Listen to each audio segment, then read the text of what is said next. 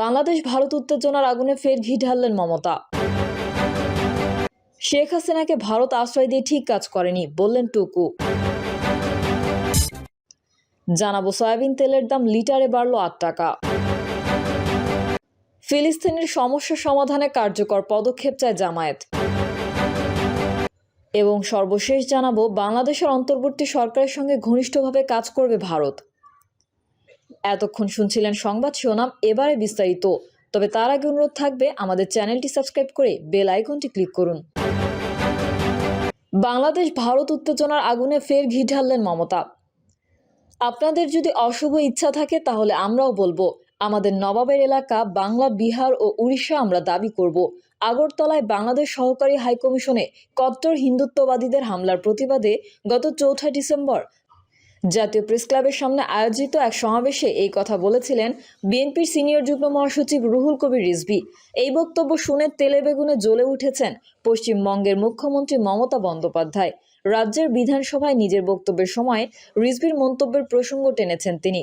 বিএনপির শীর্ষ নেতার নাম মুখে না এনেই মমতা বলেছেন, তারা কেউ কেউ বলছে বিহার দখল করবে, উড়িষ্যা দখল করব। আমি বলি ভাই, ভালো থাকবেন, সুস্থ থাকবেন, সুন্দর থাকবেন, কিন্তু এত বড় হিম্মত আপনাদের কেন? কারণেই যে বাংলার, বিহার, উড়িষ্যা সব নিয়ে নেবেন আর আমরা বসে বসে ললিপপ খাবো। গত ৫ই আগস্ট আওয়ামী লীগ সরকারের পতনের পর শান্তি সংযমের বার্তা দিলেও হঠাৎ বাংলাদেশ ইস্যুতে উচ্চবাক্য করেছেন পশ্চিমবঙ্গের মুখ্যমন্ত্রী। সম্প্রতি এক বক্তব্যে বাংলাদেশে শান্তিরক্ষী বাহিনী পাঠাতে ভারত সরকারকে জাতিসংঘের সঙ্গে আলোচনারও পরামর্শ দিয়েছিলেন তিনি। পরে নিজের দেশেই বেফাঁস এই মন্তব্যের জন্য কথা শুনতে হয়েছে তাকে। ভারতীয় কংগ্রেসের সিনিয়র নেতা এবং দেশটির সাবেক পররাষ্ট্রমন্ত্রী শশী থারুর সরাসরি তাকে উদ্দেশ্য করে বলেছিলেন, জাতিসংঘের শান্তিরক্ষী বাহিনী কোথায় কেন পাঠানো হয় সে বিষয়ে মমতার আদৌ জানাশোনা আছে কিনা সেটা নিয়ে তার সন্দেহ আছে। এদিকে বাংলাদেশ ভারত উত্তেজনার মধ্যে এখন ঢাকায় অবস্থান করছেন ভারতের পররাষ্ট্র সচিব বিক্রম মিশ্রি। সোমবার দুই দেশের পররাষ্ট্র সচিব পর্যায়ের বৈঠকের পর বিক্রম সংবাদ মাধ্যমকে বলেছেন, আমাদের মধ্যে অত্যন্ত খোলামেলা গঠনমূলক আলোচনা হয়েছে।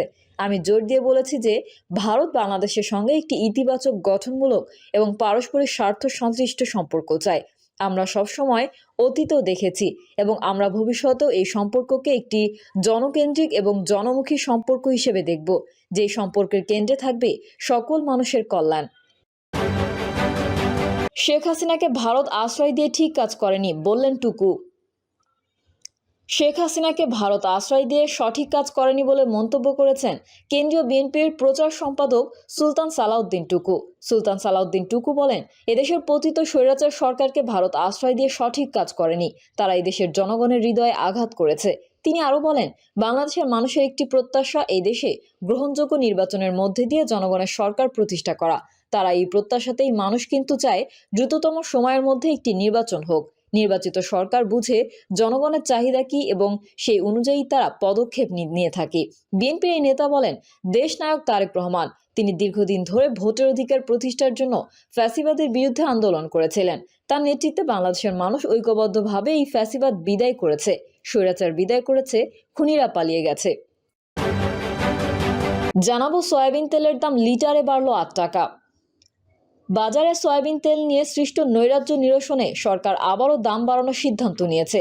এখন থেকে প্রতি লিটার বোতলজাত সয়াবিন তেল বিক্রি হবে ১৭৫ টাকা। প্রতি লিটার সয়াবিন তেলের দাম বাড়ানো হয়েছে ৮ টাকা।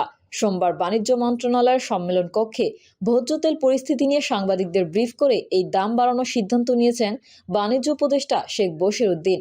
এ সময় বাণিজ্য সচিব মোহাং সেলিম উদ্দিন সহ দেশের ভোজ্য তেল উৎপাদনকারী প্রতিষ্ঠানগুলোর শীর্ষ প্রতিনিধিরা উপস্থিত ছিলেন। তিনি জানান, এখন প্রতি লিটার বোতলজাত সয়াবিনের দাম হবে ১৭৫ টাকা। খোলা সয়াবিন বিক্রি হবে ১৫৭ টাকা দরে। উল্লেখ্য, এর আগে বোতলজাত সয়াবিন তেল ১৬৭ টাকা এবং খোলা সয়াবিন তেল বিক্রি হতো ১৪৯ টাকা লিটার দরে। ফিলিস্তিনের সমস্যা সমাধানে কার্যকর পদক্ষেপ চায় জামায়াত। অনতিবিলম্বে যুদ্ধ বন্ধ করে মানবাধিকার সমুন্নত রাখা এবং ফিলিস্তিনের সমস্যার স্থায়ী সমাধানে কার্যকর পদক্ষেপ গ্রহণে জাতিসংঘ, ইউরোপীয় ইউনিয়ন সহ বিশ্বের সব মানবতাবাদী রাষ্ট্র, প্রতিষ্ঠান ও সংস্থার প্রতি উদাত্ত আহ্বান জানিয়েছেন বাংলাদেশ জামায়াত ইসলামের আমির ডক্টর শফিকুর রহমান। বিশ্ব মানবাধিকার দিবস উপলক্ষে সোমবার দেওয়া এক বিবৃতিতে তিনি বলেন, ১০ই ডিসেম্বর বিশ্ব মানবাধিকার দিবস। 1948 সালের এই দিনে জাতিসংঘের সাধারণ পরিষদে মানবাধিকারের সর্বজনীন ঘোষণাপত্র গৃহীত হয়। 1950 সালে এই দিনটিকে জাতিসংঘ বিশ্ব মানবাধিকার দিবস হিসেবে ঘোষণা করে। সেই থেকে বিশ্বজুড়ে এই দিনটি মানবাধিকার দিবস হিসেবে পালিত হচ্ছে। তিনি বলেন, গাজা সহ পুরো ফিলিস্তিন, কাশ্মীর, মিয়ানমার এবং বিশ্বের বিভিন্ন দেশে মানবাধিকার চরমভাবে লঙ্ঘিত হচ্ছে। বর্বর ইসরায়েলি বাহিনী মূলত মুসলিম জনগোষ্ঠী চিরতরে নির্মূল করার লক্ষ্যে গাজায় গণহত্যা চালাচ্ছে। খুনি ইসরায়েলি বাহিনীর বোমা হামলা থেকে নারী, শিশু, বৃদ্ধ, ছাত্র, শিক্ষক, ইমাম, মুয়াজ্জিম, বুদ্ধিজীবী কেউই রেহাই পাচ্ছে না।